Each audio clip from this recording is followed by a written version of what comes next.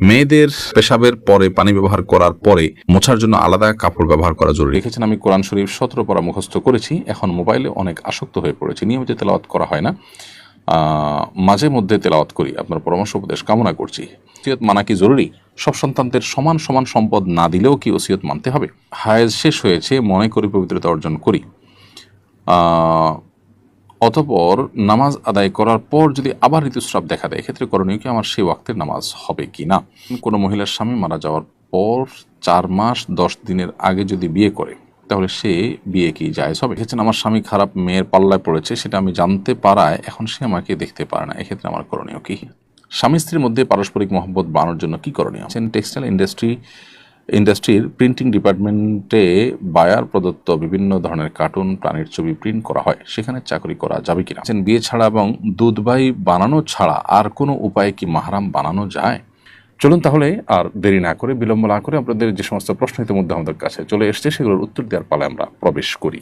অফিসে ট্রেনিংয়ের জন্য সম্মানী দেওয়া হয়, সম্মানী দেওয়ার সময় অফিস থেকেই ট্যাক্স কেটে সরকারি কোষাগারে জমা দেওয়া হয়, কিন্তু আমাদেরকে এ সংক্রান্ত ডকুমেন্ট দেওয়া হয় না। এজন্য এই সম্মানের ট্যাক্স রিটার্নে দেখাই না, কারণ যেহেতু ডকুমেন্ট নেই, তাই এটা রিটার্নে দেখালে এই ট্যাক্স দিতে হবে। প্রশ্ন হলো, এতে কি আমার গুনাহ হবে? উত্তর হলো না, যেহেতু এটার অলরেডি ট্যাক্স আপনি দিয়েছেন, এখন নতুন করে যদি আপনি এটা রিটার্নে দেখান তাহলে ট্যাক্স আপনাকে দিতে হবে ডাবল, সেটা আপনার প্রতি জুলুম বিধায় এটা আপনি রিটার্ন না দেখালে আপনার গুনাহ হবে না। এমডি শফিকুল ইসলাম আপনি লিখেছেন, আমি কোরআন শরীফ 17 পারা মুখস্থ করেছি, এখন মোবাইলে অনেক আসক্ত হয়ে পড়েছি, নিয়মিত তেলাওয়াত করা হয় না, মাঝে মধ্যে তেলাওয়াত করি, আপনার পরামর্শ উপদেশ কামনা করছি। মাশাআল্লাহ, 17 পারা কোরআন মুখস্থ করা মানে তো অনেক বড় একটা অ্যাচিভমেন্ট এবং অর্জন। মোবাইলের আসক্তি আমাদের জীবন থেকে অনেক মূল্যবান বিষয়কে, অনেক মূল্যবান বস্তুকে কেড়ে নেয়। অতএব এই ব্যাপারটাতে আমাদের মনোযোগী হওয়া উচিত, আমরা যাতে কোনোভাবে মোবাইল ব্যবহারে আপনার মাত্রা জ্ঞান হারিয়ে না ফেলি এবং আসক্ত হয়ে না পড়ি। এটা থেকে উত্তরণের জন্য নিজের বিরুদ্ধে নিজেকে সঠিক সিদ্ধান্ত এবং কঠোর সিদ্ধান্ত গ্রহণ করবার জন্য প্রস্তুতি নিতে হবে। আপনি স্মার্টফোন ব্যবহার করে একটা বাটন ফোন ব্যবহার করেন এবং এতে আপনার সামান্য কিছু অসুবিধা হবে, কিন্তু অর্জন হবে তার চেয়ে অনেক বেশি। এর বাইরে স্মার্টফোনে আপনি সোশ্যাল মিডিয়ার স্ক্রলিং বন্ধ করার জন্য সেই অ্যাপগুলোকে আনইনস্টল করে ফেলুন এবং এই সিদ্ধান্তে অটল থাকুন, এতে আপনার যত কষ্টই হোক ইনশাআল্লাহ এরপর দেখবেন আপনার সময়ের মধ্যে বারাকা আল্লাহ তাআলা দিচ্ছেন। অথবা যদি এটা ব্যবহার করতেই হয় তাহলে লিমিটেড টাইম ব্যবহার করবেন, একটা নির্দিষ্ট সময়, এরপর এটা অটোমেটিক যাতে লক হয়ে যায়, সেই এরকম অনেক অ্যাপ আছে, সেই অ্যাপগুলো ইনস্টল করতে পারেন, ব্যবহার করতে পারেন। আর চর্চা এবং তেলাওয়াত বাড়ানোর জন্য নিজের মানসিক সিদ্ধান্ত, স্থিরতা, দৃঢ়তা, এটা সবচেয়ে বেশি গুরুত্বপূর্ণ। আল্লাহ আপনাকে তৌফিক দান করুন। নোহা রহমান লিখেছেন, ওসিয়ত মানা কি জরুরি? সব সন্তানদের সমান সমান সম্পদ না দিলেও কি ওসিয়ত মানতে হবে? ওসিয়ত মানার সাথে সম্পদ দেওয়া নেওয়ার কোনো সম্পর্ক নেই। ওসিয়ত যদি শরিয়া সম্মত ওসিয়ত হয়ে থাকে সেটা পালন করা আবশ্যক।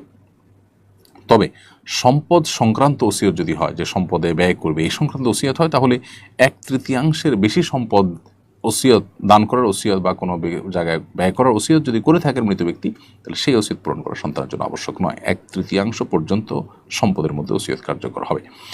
তামান্না আক্তার আপনি লিখেছেন, হায়েজ শেষ হয়েছে, মনে করি পবিত্রতা অর্জন করি,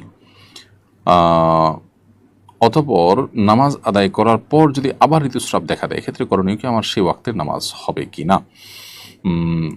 আপনার এই বিষয়টি যদি এমন হয়ে থাকে যে আপনার নির্দিষ্ট যে মাসিকের অভ্যাস আছে, নিয়ম আছে, যে আপনি প্রতি মাসে এই কয়দিন হন, ধরুন 5 দিন হন আপনি প্রতি মাসে, এখন হঠাৎ করে প্রতি মাসে 5 দিন শেষ হয়েছে, পবিত্র হয়েছেন, আপনি নামাজ পড়েছেন, এরপর আবার ব্লাড দেখেছেন, তাহলে সেই ব্লাডটা অসুস্থতার ব্লাড, ইস্তেহাজার ব্লাড, যার কারণে আপনার নামাজ হয়েছে এবং এই অবস্থা আপনি নামাজ কন্টিনিউ করে যাবেন প্রত্যেক ওয়াক্তে ওযু করে।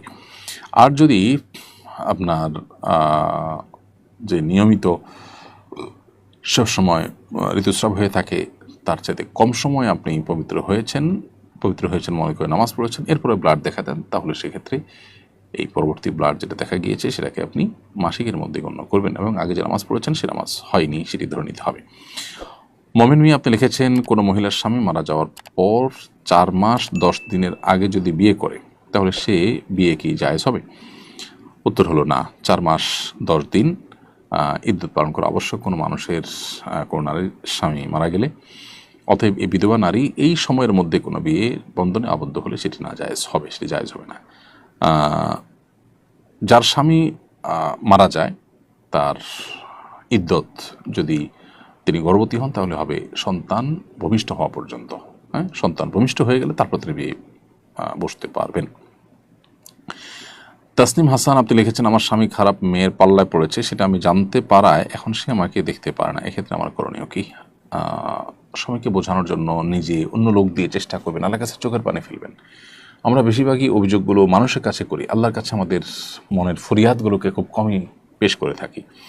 আল্লাহর কাছে যদি কায়মন বাক্যে আমরা আমাদের চাওয়াগুলোকে পেশ করি, আল্লাহ তাআলা সবচেয়ে বেশি অনুগ্রহশীল, আল্লাহ সবচেয়ে বেশি ক্ষমতাবান, অতএব তিনি মানুষের মনকেও পরিবর্তন করতে পারেন। আমরা সেভাবে দোয়া করতে পারি। সেই সাথে সবর করতে হবে, যদি তার এই জুলুম, তার যে সীমালঙ্ঘন, এটা থেকে তাই কোনোভাবে বিরত রাখা না যায়, সেক্ষেত্রে আপনি তার সংসার করাটা আপনার জন্য নাজায়েজ নয়, কিন্তু এরকম নোংরা মানুষ যে নোংরামি ছাড়বে বলে মনে হয় না, তার থেকে যদি আপনি মুক্তি লাভ করে বিকল্প কোনো পথে পা বাড়াবার সুযোগ থাকে, অন্য কোথাও বিয়ের সুযোগ থাকার সম্ভাবনা থাকে, তাহলে সেটি আপনি করতে পারেন। নোংরা মানুষের সাথে থাকতে শরীর আপনাকে বাধ্য করে না। তবে সেই সাথে তার সাথে বিবাহ বন্ধনে থাকলে যে আপনার বিবাহ অশুদ্ধ হয়ে যাবে অন্য সম্পর্কের কারণে, সেটাও কিন্তু না। আমাতুল্লাহ আফি আপনি লিখেছেন, স্বামী স্ত্রীর মধ্যে পারস্পরিক মহব্বত বাড়ানোর জন্য কী করণীয়? মহব্বত বাড়ানোর জন্য নবী সাল্লাল্লাহু আলাইহি ওয়াসাল্লাম শেখানো সবচাইতে বড় গুরুত্বপূর্ণ আমল হলো দুটি। এক হলো সালাম দেওয়া। নবী সাল্লাল্লাহু আলাইহি ওয়াসাল্লাম বলেছেন যে, আলা আদুল্লুকুম আলা মা আলা মা ইদা ফাআলতুম তাহাবাবতুম, আমি কি তোমাদেরকে এমন আমলের কথা বলে দিব না যে আমলটা করলে তোমাদের মধ্যে পরস্পর ভালোবাসা তৈরি হবে? নবীজি বলেছেন, আফশুস সালাম বাইনাকুম, তোমরা সালামের ব্যাপক প্রচলন দাও।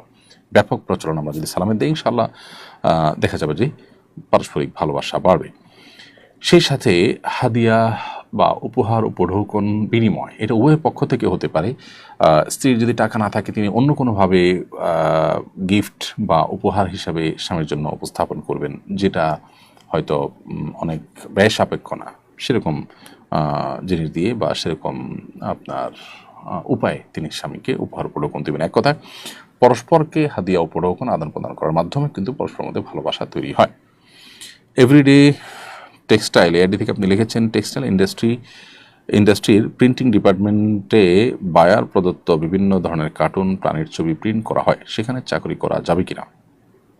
একজন টেক্সটাইল ইঞ্জিনিয়ার হিসেবে বিভিন্ন টেকনিক্যাল বিষয়সমূহের দায়িত্ব পালন করতে হয়, শরীয়তের দৃষ্টিতে এটি জায়েজ হবে কিনা? আপনার বেশিরভাগ কাজ যদি হালাল হয়, এরকম 2-4টা কাজ হয়, তাহলে সেক্ষেত্রে আপনার পুরো উপার্জন হারাম হবে না। তবে হ্যাঁ, যেটুকু হারাম সেটুকুর জন্য আপনার যে ভূমিকা, আপনি যে সেটির জন্য কাজ করছেন, সেটুকু তো অবশ্যই হারাম হবে, হারামের সহযোগিতা হিসেবে। অতএব যদি বিকল্প কোনো পথ আপনার সামনে খোলা থাকে, সেই পথে আপনার যাওয়ার চেষ্টা করা দরকার। এরপরে সিজুকা এআইডি থেকে আপনি লিখেছেন, বিয়ে ছাড়া এবং দুধভাই বানানো ছাড়া আর কোনো উপায়ে কি মাহরাম বানানো যায়? উত্তর হলো, মাহরাম বানানোর জন্য 3টি উপায় রয়েছে শরীয়তে। এক হলো রক্ত সম্পর্ক। রক্ত সম্পর্কের মাধ্যমে একে অন্যের মাহরাম হয়ে থাকেন, তখন পরস্পরের সাথে দেখা সাক্ষাৎ করা জায়েজ হয়। আবার বিবাহ বন্ধন পরস্পরের মধ্যে আবদ্ধ হওয়া কোনো কোনো ক্ষেত্রে হারাম থাকে। এটি হলো একটা উপায়। দ্বিতীয়ত হলো দুধের যে সম্পর্ক, রদাআন যেটাকে বলা হয়, সেটি। অতএব কোনো শিশু যখন অন্য কোনো শিশুর সাথে একযোগে কোনো মায়ের দুধ পান করবেন, তারা যদি 2 মায়ের সন্তান হয়ে থাকেন, দুধ পান 1 মায়ের করলে সেক্ষেত্রে তারা পরস্পরের মধ্যে ভাই বোন বা পরস্পরের মধ্যে রক্ত সম্পর্কের মতো আত্মীয়তার বন্ধনে তারা আবদ্ধ হয়ে যান, এবং তাদের পরস্পর আপন ভাই বোনের সাথে বিবাহ যেরকম হারাম, তাদের সাথে বিবাহ করা হারাম পরস্পরকে, এবং আর আপন ভাই বোনকে যেরকম দেখা দেওয়া জায়েজ, তাদের সাথেও পরস্পরকে দেখা দেওয়া তারা জায়েজ। তৃতীয়ত, বৈবাহিক সম্পর্কের মাধ্যমেও আত্মীয়তার সম্পর্ক তৈরি হয় এবং মাহরাম এর সম্পর্ক তৈরি হয়। বিধায় এই 3টা উপায় কিন্তু মাহরাম হতে পারে। বিলকিস বেগম আপনি লিখেছেন, মেয়েদের পেশাবের পরে পানি ব্যবহার করার পরে মোছার জন্য আলাদা কাপড় ব্যবহার করা জরুরি কিনা? না, আলাদা কাপড় ব্যবহার করা জরুরি না। পানি ব্যবহার করার পরে যদি নাপাক দূর হয়ে গেছে মনে হয়, তাহলে সেটি যথেষ্ট। আলাদা করে কাপড় ব্যবহার